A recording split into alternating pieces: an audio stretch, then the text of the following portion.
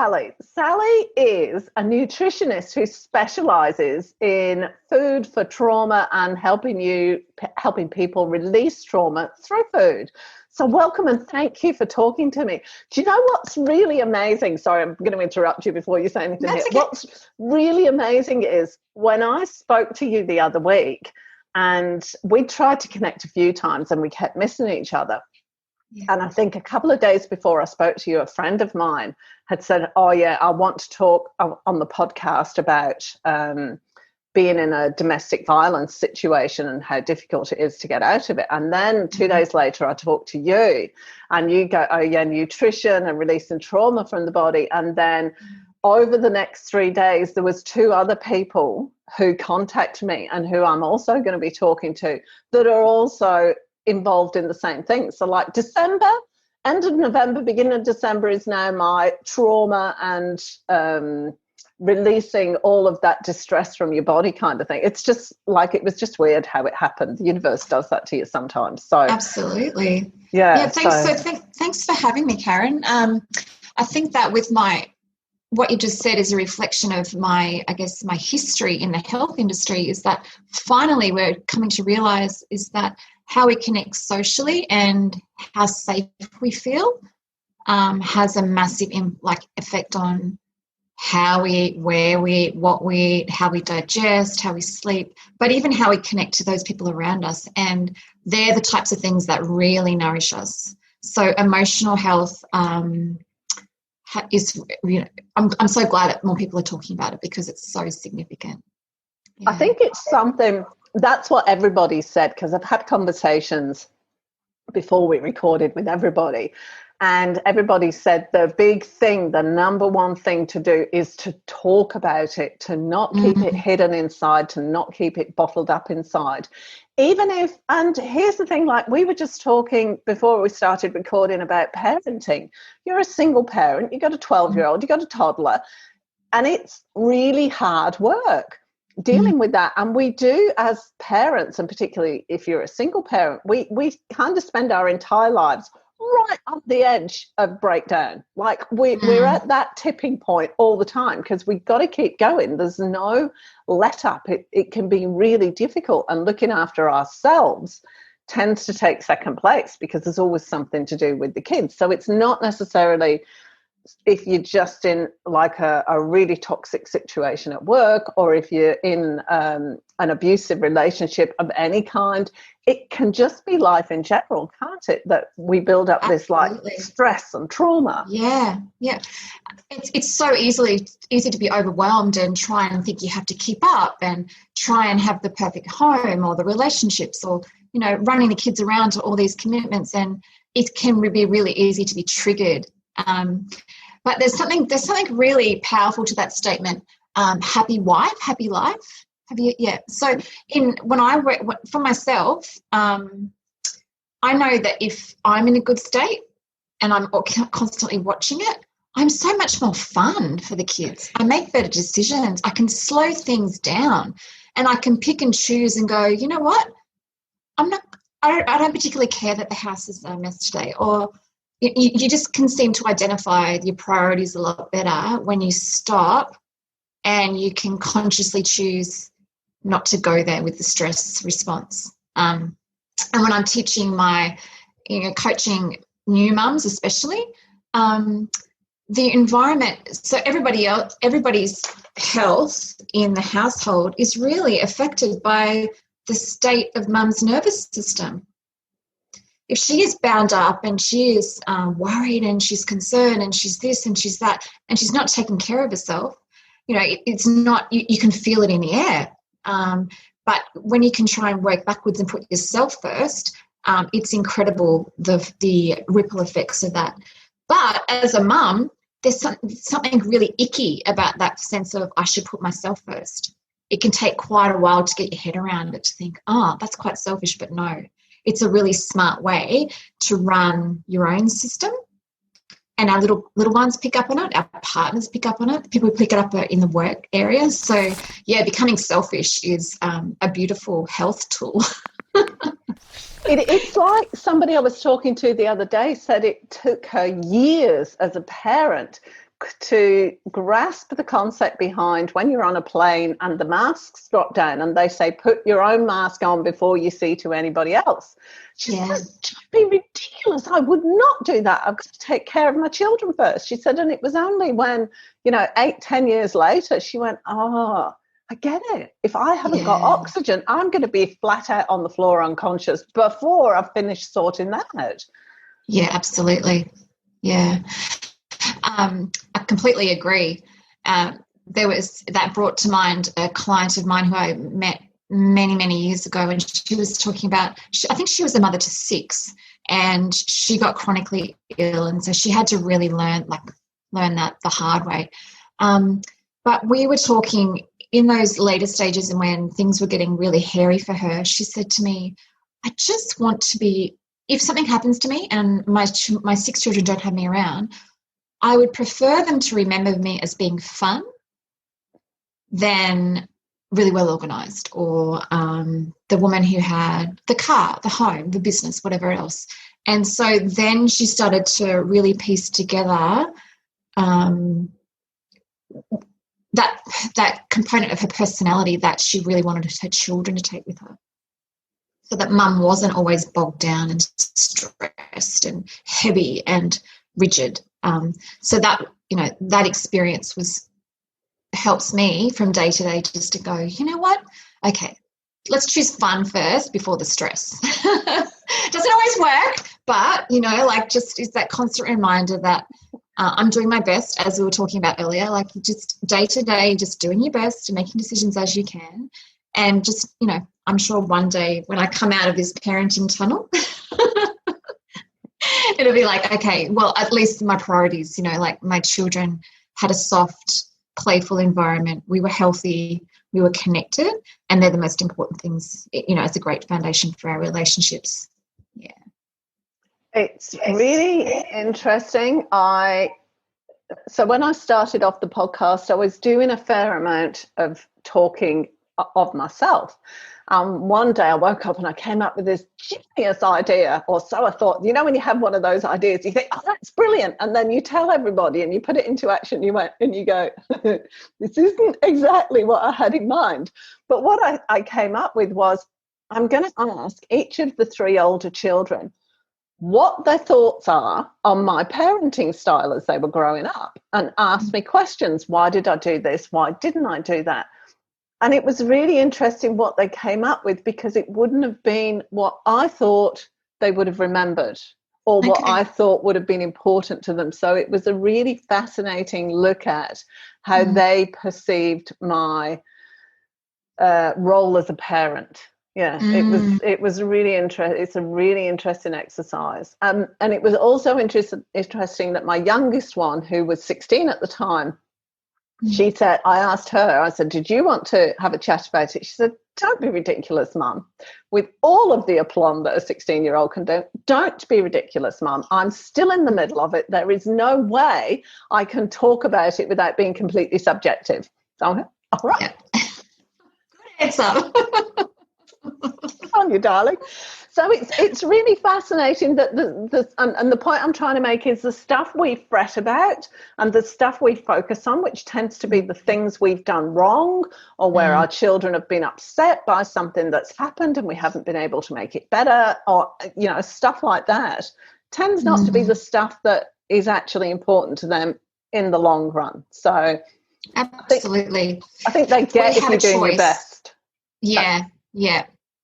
And that's a great thing, like all about perception and choice. Our perceptions and our choices nourish us. So if we can harness that ability to go, all right, I know that I'm eating well and I'm sleeping well and I can sense and feel things.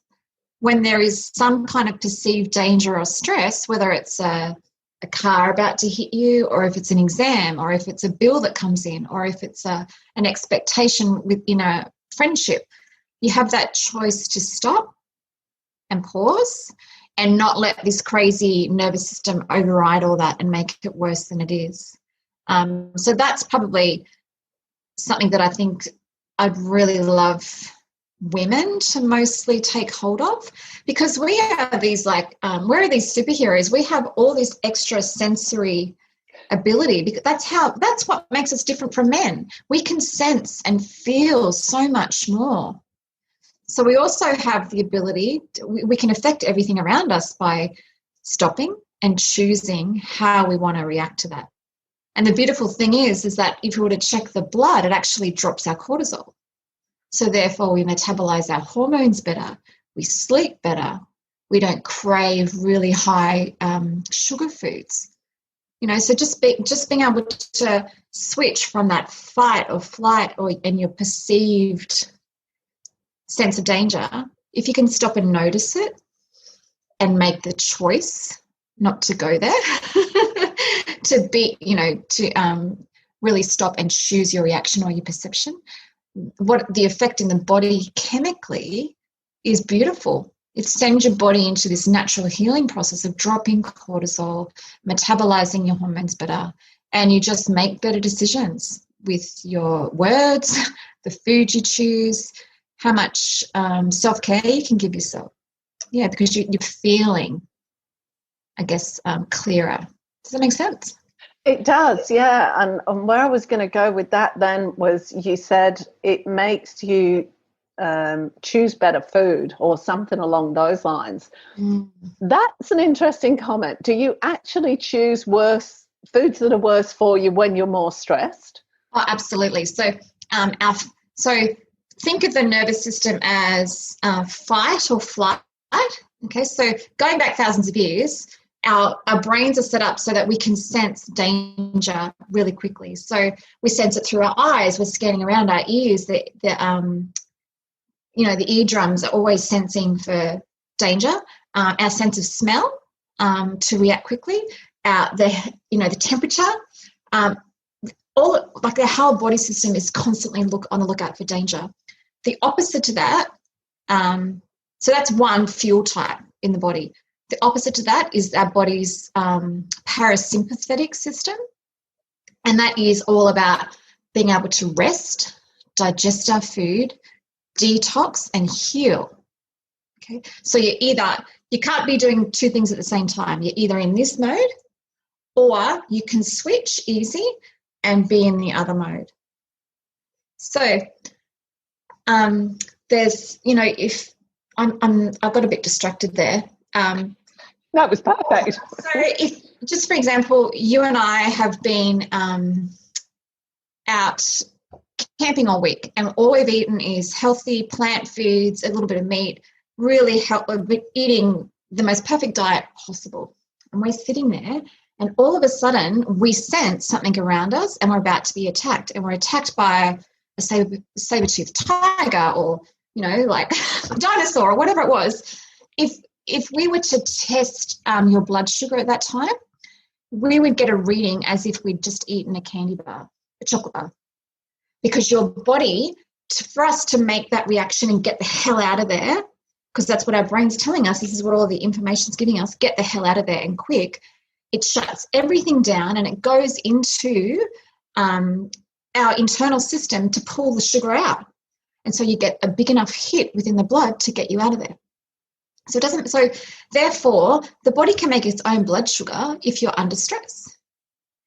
And the funny thing is that you then intuitively crave the quick sugar foods to keep you going and going and going and going and going if you can't shut that off. So the way you manage your stress has a massive impact on your blood sugar and your cravings. It's interesting when I talk to people about eating in the car. So we assume that when we sit and we're eating perhaps in the car, we don't realise we're in fight or flight mode. Okay, our eyes are working hard because we're looking around, we're looking in all the different the mirrors. Our ears are working because we're listening for perhaps car horns or whatever else going on. At the same time, our nose as well, like we can sense if there's an odd smell coming maybe from the engine or something that's just past you. Our skin senses the temperature in the car. You just be driving along and think, oh, I might just go out in the window, it's a bit hot. So all these senses are working to keep us safe and comfortable. So therefore, no blood is going to the belly to prepare it to digest our food. Okay, so you're really the worst place to eat is probably in the car while you're driving, because our tummies need about 500 mils of blood to go there to get enough activity going to get the best out of your digestion. Okay, so that's an example of we need to slow down, and to get the best out of our food, we need to switch from that fight or flight into, no, I'm sitting and allowing all the blood to go where it needs. I can turn off all these senses because I feel safe. I'm not going to be attacked, but I can sit and let the digestion process happen. So that's an example of either being in fight or flight, or being in rest and digest. So I hope that kind of makes sense as far as... Yeah, that was great. Our bodies are either telling us to react and respond, or to stop, soften, digest, absorb. And even so, in sleep mode, hopefully when we get enough deep sleep, our bodies have this beautiful ability to clean up. Like there's a lymphatic system in your brain that cleans all the junk up. And it's just a lifestyle thing that we're not experiencing that depth of sleep because we have so much trouble. We spend so much time in fight and flight and not enough time in choosing and being aware of what gets us into the rest and digest. Actually, that's something I'd go off on a little bit of a tangent, because I do want to come back to your story and how you ended up specialising in what you specialise in, if that's okay with you. That's fine, yeah. But like I've struggled, and I know there's a high proportion of menopausal women, going through perimenopause and a few years after you've actually gone through menopause, struggle in getting deep sleep because your hormones are up, down and all over the place. And that's been my problem. And I know a friend of mine said when I first started with the sleepless thing, I think I've been having sleep problems for about 3 years at that point. She said, give it about 10 years. She said, I got about 4 hours sleep a night for a good 10 years. And so that's a widespread thing. And I eat a healthy diet. I mean, I have lived off adrenaline. I've got 4 kids. We got businesses. We went through a bankruptcy, and all sorts of things happened. But I think sort of the accumulation of years of stress, and then all the other external stuff, and moving across the country and going through perimenopause at the same time. Wow. I've had so many issues with not getting deep sleep, and I know that fuzzy-headed brain thing, that's the cause of you're not getting enough deep sleep, because it's not actually clearing out your brain, clearing all the toxins and everything out of your brain. So it's it's kind of like, this is really gross, but it's kind of like never allowing your brain to go to the toilet, basically. It's just all hanging in there. It's just getting stuffier and stuffier in there. Absolutely. So what would you suggest in terms of what people can do? Is there stuff you can eat? How can you change your diet to help overcome that and support your body? Well, there's I'm more passionate about where we eat, how we eat, before we even look at what to eat. Right, because all that stuff has amazing potential for you to intuitively choose what you need. So I'm going to use you as an example. So there's like a highway in your body, and there's a massive nerve that runs from the brain, wraps around the front of the face, goes in and attaches to the heart, the lungs, the stomach, the cervix, everywhere. It's called the vagus nerve. And on this superhighway, the messages are either coming up to the brain to tell the brain exactly what's going on. So it's delivering messages to the brain about performance. Okay, so it's all these calculations back to the brain. The other part of that vagus nerve is sending messages about the status of cleaning, renewing, and those types of messages. So the it's called the parasympathetic nervous system. So the ability to rest, digest, detox, and heal. So, for example, you've just described that massive amount of traumatic time for yourself with the move and hormonal changes and the bankrupt. You were in this mode of constant stress turned on, constant. So all these messages were coming up to the brain and giving these constant alerts and updates. What then happens with the vagus nerve on this side is it gets very weak. The vagal tone gets very soft and weak. And so your body gets worse, gets weaker and weaker at delivering all those messages about resting, digesting, detoxing, and healing. So my answer to you is, what can we do? You need to strengthen that vagus tone on this side. And the beautiful thing is that it's really easy to do, and it doesn't cost any money. But we have to realize that if that tone of that nerve gets very, very weak, then we won't sleep well. We won't get rid of the junk at night while we're asleep. We're not getting the correct messages about the state of the pancreas or the kidneys. The information that's coming back up to the brain isn't accurate. So doing vagus nerve exercises will help strengthen that. And that's all about activating. The closest place that the vagus nerve comes to the body is right here behind the earlobe. So if you're wearing earrings, directly where the earlobe will touch the neck. And that's the closest place you can actually activate it. So by singing and humming and gargling, they're really powerful ways to activate that vagus nerve. Okay. Which side do you activate it on, or both sides? Both sides. Right. However, the vagus nerve competes for space there because the lymphatic system and, this exchange between the heart and the brain. And so have a think about where the tonsils sit in the back of the throat. The tonsils are like the toilet for the brain, that area. So if you've got, the best way I can summarize it, if you've got any health issues from here to here, then your vagus nerve is going to be really hard to activate and strengthen. So, doing some lymphatic drainage on the neck, because it's quite easy to stimulate the nerve from here. Making sure that your oral health is the best it can be. If you've had problems with the tonsils, you might want to get it looked at. You might want to do regular mouth gargling of a morning. Even splashing the face with cold water of the morning, that's enough. The cold temperature is enough to trigger all these, the vagus nerve that comes out through the eyes, the sinuses, the mouth, and the throat.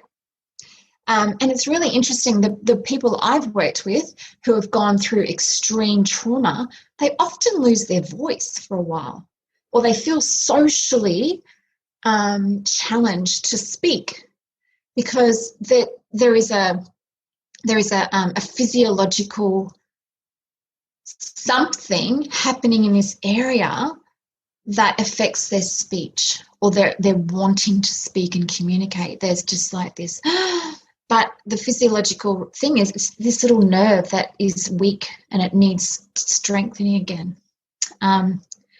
The other powerful way to keep it strong forever is breathing. And I know our doctors aren't going to like that because it doesn't cost us anything, but a lot of us, I think maybe because we're told to keep our tummies in, we get caught up in this strange way of breathing. But the best way to stimulate and keep that vagus nerve strong is to breathe properly. Who would have thought? So, your tummy should come out, because when it's coming out, you're physically touching that nerve and strengthening the nerve. If you breathe into your heart, you're actually lifting the heart, and it's actually stimulating the nerve as well. So if you really slow down the exhale, it's like you're giving the vagus nerve a workout. You're strengthening it. So, if you're going through a particularly challenging time with all those scenarios that you've just mentioned, your body's in fight and flight and you think you're under attack, it's really, really hard. The vagus nerve softening, digesting, your self-healing mechanism weakens. So my answer to you is do those simple things like when you wake up in the morning, splash your face with cold water to stimulate that nerve, do exercises and really concentrate on any health issues you have from here down to here. Do the lymphatic drainage. There is a woman in the States who does like a little detox with clove oil. You just pop a bit of clove oil just behind my ear there, and it's like a little gentle detox for that nerve. And really activating the breath to continuously strengthen that nerve.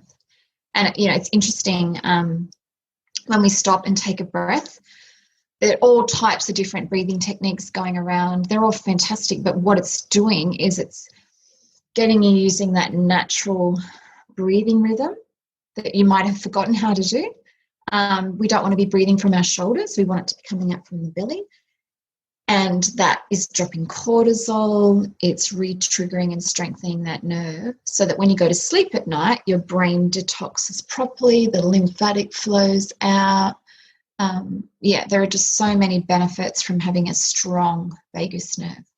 And not a lot of people talk about it. No, I only found out about the vagus nerve about 5 years ago when I took my daughter to see a craniosacral specialist because she'd had some serious head injuries, and he was just like realigning her, and he said, you've got to focus on your vagus nerve. I didn't know what he was talking about. It's not common knowledge, but it needs to be common knowledge. And what you were saying just then about the breathing out long and slow and strongly, that explains why, because I've always been a swimmer, and when I get really stressed out, my husband said, go swimming, just go swimming, because it's a sharp intake of breath and then a long, slow exhale. That makes sense now. So my brain switches off because I'm just following the line, or I'm following the line on the roof, and I come out of the pool, brain's cleared, and I feel so much more grounded. And it's obviously because of the breathing as much as anything. So people say meditation is the way to go, but a lot of people can't meditate. But if they can find a way to just concentrate on pushing the belly out and taking the full breath, and finding a rhythm with that, when you combine movement with it, so like swimming or dancing or doing even like Tai Chi style of movements or yoga, soon you won't even have to think about it. Your body, there's a natural override. So when you're exercising or moving while doing that body movement, it's automatic. It comes back to you. Yeah. So powerful. But I think that from a beauty stance and from the media and probably lots of different influences, we're quite mindful to keep the belly sucked in and our posture and things, so that it's really quite easy to be thrown out with our natural breathing style. But a great tool for parents or grandparents, when you're sitting at the dinner table with their kids, just notice where they're breathing from. So, you can if a little one's being impacted by trauma, whether it be social or physical or environmental, you can see something's up, something's not right. If they're breathing from their shoulders and you can see their shoulders moving up and down, that's a really powerful trigger for a parent to go, well, okay, cool. We're going to even if you have to download an app and do some playful kind of meditation or breathing at night, just to help them to trigger this powerful nerve, such a better tool than having to get medication or, think that you need to spend a fortune and spend all this time preparing special meals and everything else. It's just like, no. If we take hold of these really simple things, then we get back to, okay, what should I eat? Yeah. Right. So the primary thing is to take care of ourselves first and pay attention to our bodies, and then the nutrition kind of falls into place. Is that what you're saying? Yeah. Absolutely. Like if you can, so even what we spoke about originally was this emotional release and talking about our emotions. Have a think about a moment when you felt jealous, for example. So if we go back and we think about this experience and we close our eyes, 90% of people will tell me that feeling becomes alive in their tummy. That gut sensation, the gut memory. So that's just a powerful little example to say that we really need to digest our emotions more regularly and better, okay, because it does have it has a physical impact on us when we're feeling scared, when we open up an unexpected bill, when we have a fight with a friend, or when we've got to deliver bad news. If you sit and quiet and you're honest with yourself, that feeling is alive. It's not alive up here. It's alive in your tummy, the gut. So it's really important that daily or weekly or whatever system that you have, that you're honouring whatever it is that feeling is. You're digesting it, okay? So you don't want to sit in it too long, but then you need to get rid of it. It's just like going to McDonald's, okay? Like going, oh shit, I'm just going to drive through quickly, and I know it's not that great, but whatever. Same with your feelings. You're like, oh, I feel angry. I feel really jealous, or I feel this or that. Honor it and go, yeah, that's what I'm feeling right now.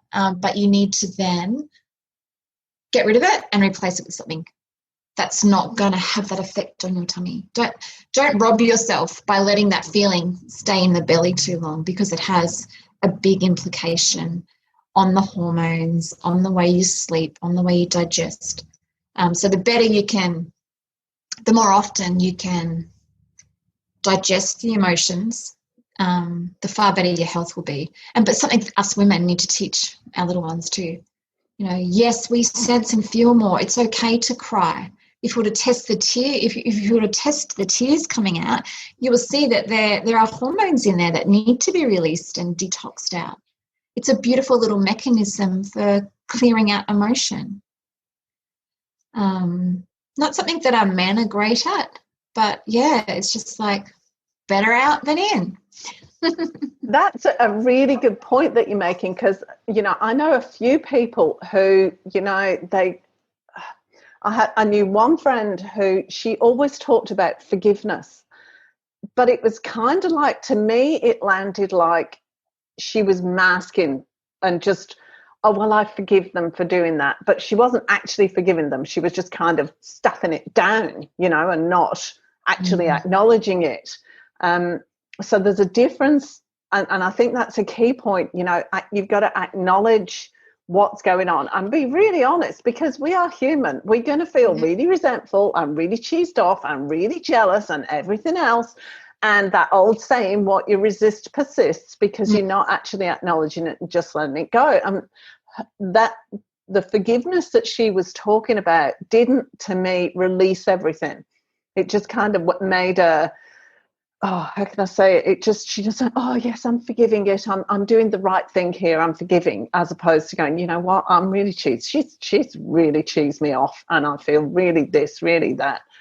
And okay, let's release it and talk about it and be honest with ourselves, rather than just putting on this nice, I'm a nice person. Yeah.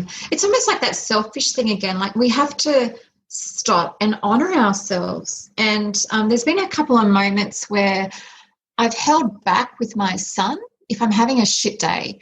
And there's been a couple of times where I've absolutely lost it, and I've just sobbed and sobbed and sobbed. And I thought, you know what? No, he needs to see me actually honor these feelings. I know I'll come out of it, but for that moment, I just needed to go, you know what? I'm so overwhelmed, and the best way for my body to get rid of it is through tears. And I have to coach him and say, it's not me feeling sorry for myself. It's not me playing the victim. It's me going, I feel shit. And I'm just going to do what it takes to run it out.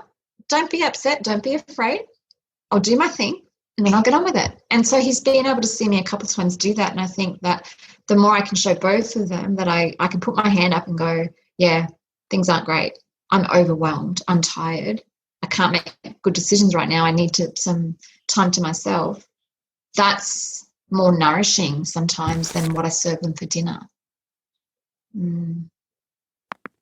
Yeah, it's fascinating, isn't it? I'm kind of, oh, I don't know. So when I was in the middle of all that stuff going on, because I handle a lot. I'm one of those people that just get organized, just get on with it. And there was one day, my eldest daughter, she's 21 now, she said something, I don't know what had happened, but it was just the final straw. She said, and you just slid down the cupboard in the kitchen and sat on the floor sobbing. And she said, at first I was really frightened because I didn't know what to do, because Mum's always known what to do. Mum's always been in control. She's always known everything. She said, and there you were on the floor. She said, and then I went, well, no, because I can do something for her now. What can I do? So it kind of, there was like a real dichotomy of feelings for her, you know, like horror and terror on one side, and sympathy, and like she could step up and into place, you know. It was really interesting, and I felt so guilty for years. Give you back some of the support that you've always given her. That's right, yeah. So our relationship changed. It completely changed in that moment, and it went from being just me as the parent knowing everything to more of an even one. I'm still the parent, and I always will be, but she can contribute to me, and she knows that now, you know. It's really interesting timing that you've brought that up, because is it today or was it yesterday that was the International Day of Kindness? Or I don't know if you saw that. Yeah, it was over the last few days, wasn't it? Yeah. So kindness has been studied at Harvard University for quite some time now, and just this week I was listening to a lecture of a particular Indian doctor. I'll send it to you so that in the show notes you can pop it in there. So he's a medically trained doctor. His specialty is stage 4 cancer clients, patients. Anyway, so he teaches all these things about grounding the body. He teaches about the breath, and that's the powerful thing for them to actually get their body to start self-healing, along like being complemented by all modern technology, of course. But the final thing that he gets really, really, really particular with is they all have to do a daily act of kindness. And so when he first started presenting this to all the big conferences for the doctors, of course he got so much crap for it, just going all this woo-woo stuff. But when you perform an act of kindness for someone, when we test the stress response, your cortisol levels drop so quickly, so significantly. And the way he describes it is going back again, you know, in an era where you and I and our two friends would be sitting towards each other. I had to look this way to look out for danger. You had to look this way.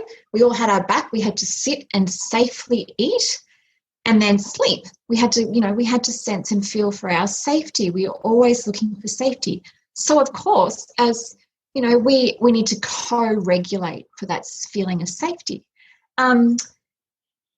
So the best way he described it is, of course, I'm going to do an act of kindness for you so that in the event of danger, you're going to have my back. You're going to love and appreciate me more because I've got this history of doing these acts of kindness. So it's like a social bond that therefore results in our nervous system feeling safe, and things like cortisol don't affect us because we've got that history. So that's kind of like the science that the Harvard University have been trying to prove, like these acts of kindness, the cascade effect with lowering cortisol and strengthening social bonds. Once our social bonds are secure, it's amazing how well this system works, because we're social creatures. We're supposed to co-regulate. We shouldn't be trying to regulate on our own. It should be like a mutual thing. I'll hold space for you. You hold space for me. That's really fascinating. So because it kind of aligns with my experience of going through menopause. The big missing is community. The big missing is you know, we're all nuclear families. I've moved around halfway across the world. You know, my family's all back in England. I'm in Australia.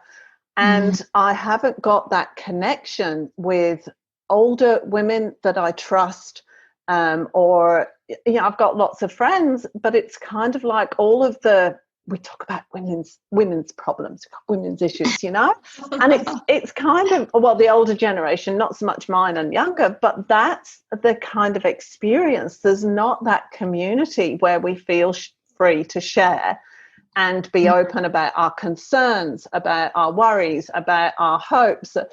We don't have that because it's about doing everything yourself. You know, you raise the children yourself, you sort your life out yourself, you be independent, you be strong. And it's like, well, we're stronger in a community. We need to talk. Yeah. And that aligns with what you've just said.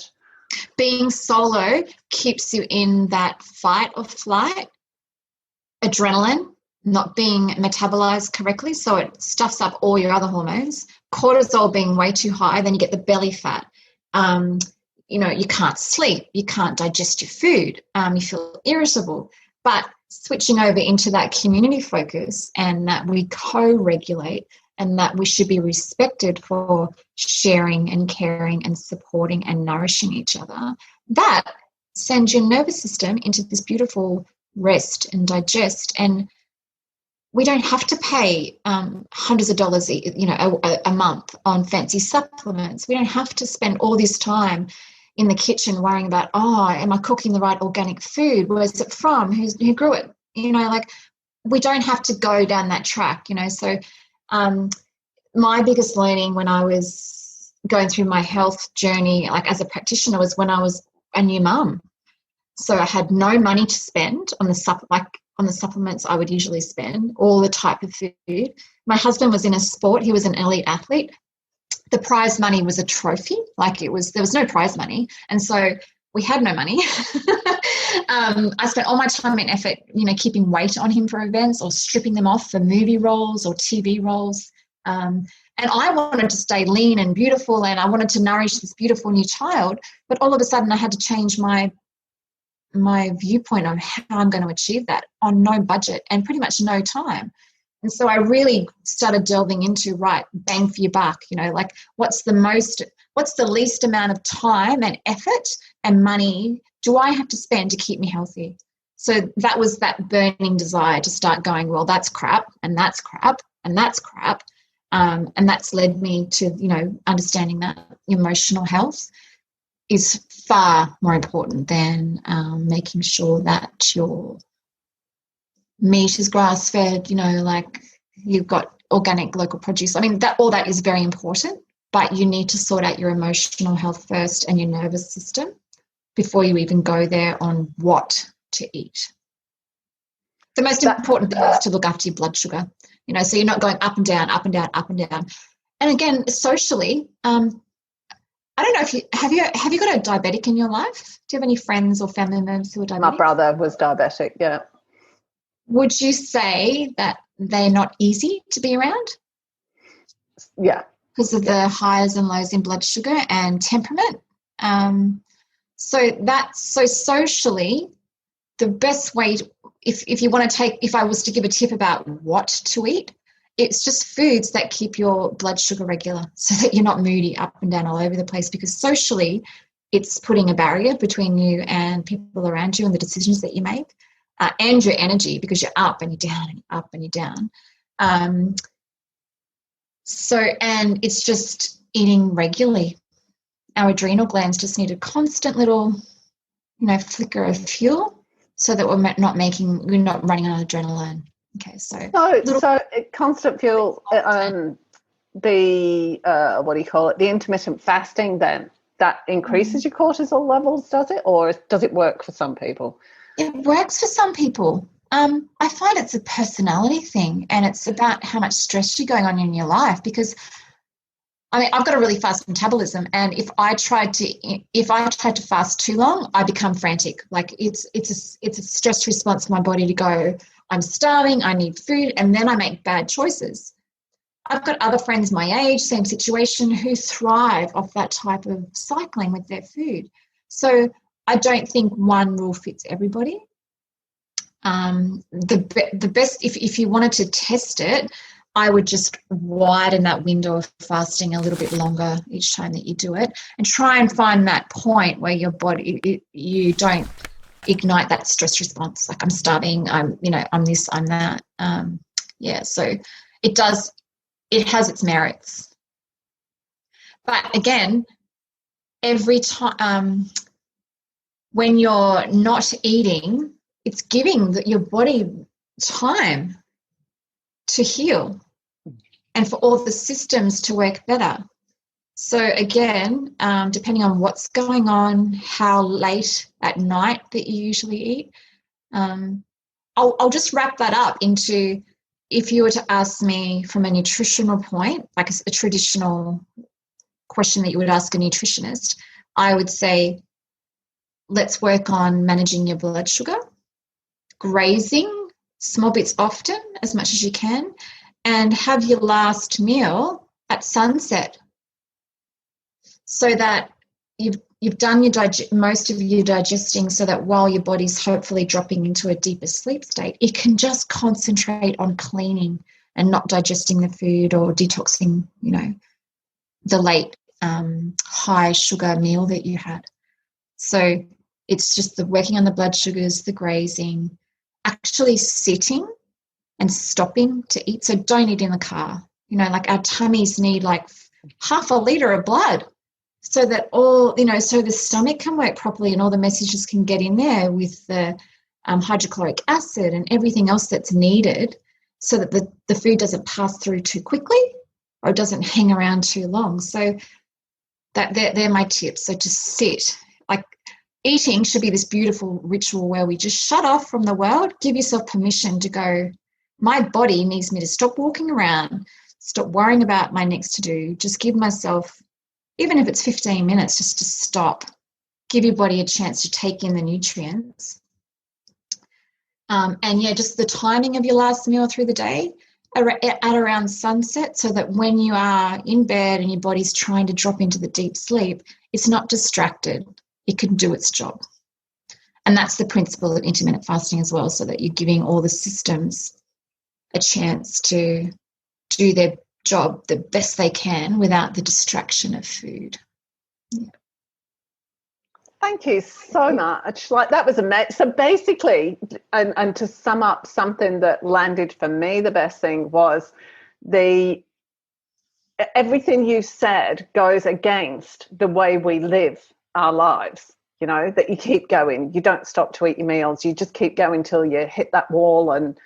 But you're saying the cheapest and the quickest way of changing your health is to actually take care of yourself, make sure that you stop and eat and you stop and breathe. That's basically it.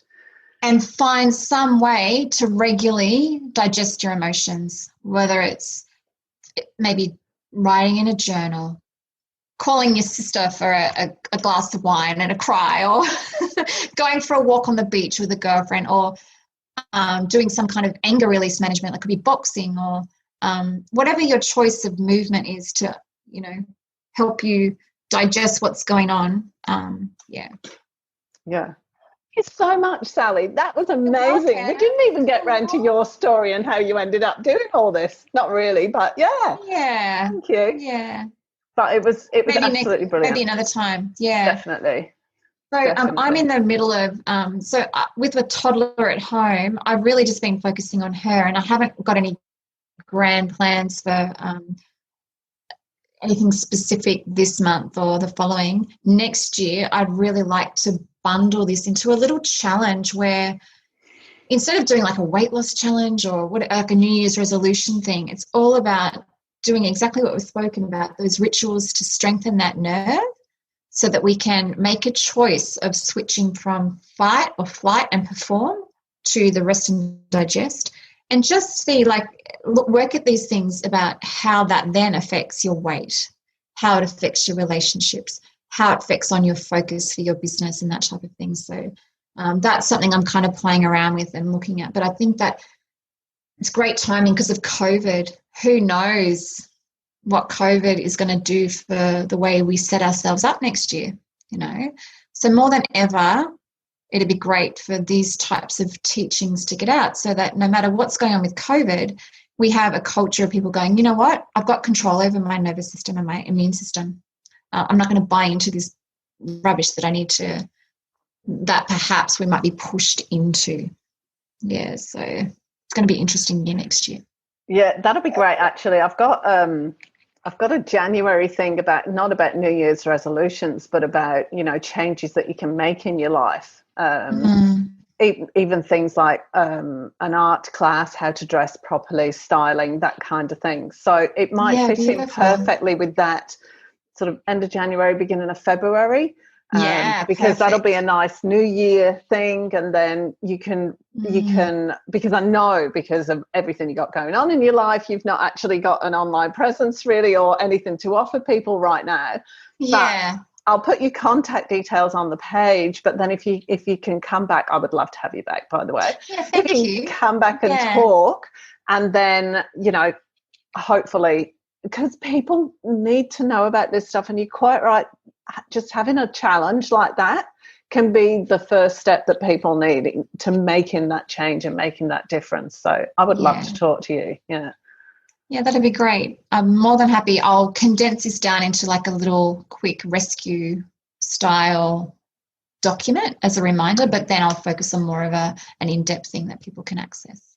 Fantastic. Thank you so much. You don't have anything available online at the moment, do you? Am I Not just at the looking moment. at my bum there? No. Yeah. I just, you know, being on my own with the two kids, I just said, you know, when she'll start a 5-day fortnight at kindy in the last week of January. And then so I've made that decision to myself that, yes, I've been studying and I've been involved and I've been giving workshops, but I haven't invested in developing an online presence as such. It was kind of like, yeah, well, that's not my priority right now. But come having more freedom, it will be. I know. I'm excited I'm sure about a lot of women here can agree with. It's just a matter of timing and cycles. Oh yeah, I know. I'm looking at that. I'm on I've got a webinar next week. I'm doing a webinar next Tuesday, and they've asked me to prepare a couple of offerings, and I'm like, it's coming up to school holidays, Christmas holidays. I'm just like, don't want to. Yeah.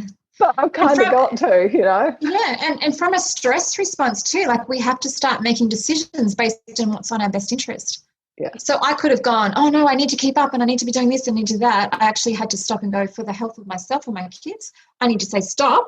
No, I'm going to dedicate this time to this, and then there'll be that next thing. And then there'll be the next thing. So yeah, just honor that gut feeling of, it's not going to work for my timeline. No, I thought what I'll do is instead, because I kind of had a vague thing of like three, maybe 4 weeks. And I thought, okay, well, what if I just make it 8 weeks? Just spread out what I'd normally do in 3 to 4 weeks and go, look, it's going to run December, January, because I'm going to be out of action for half of that time. Yeah, and that just takes the pressure off, but it gives people an extra few weeks in Facebook group or whatever. Yeah. And then if something happens magically, you can just over-deliver. Totally. But it's just like, it's okay, how do I make this work? It's not going to be 2 months after that, you know, when I offer it again, it'll be only 3 or 4 weeks. But it's like, no, that's how it's going to work for me right now. And so that's how it's going to look, rather than, well, no, do it, which is what I've done in the past.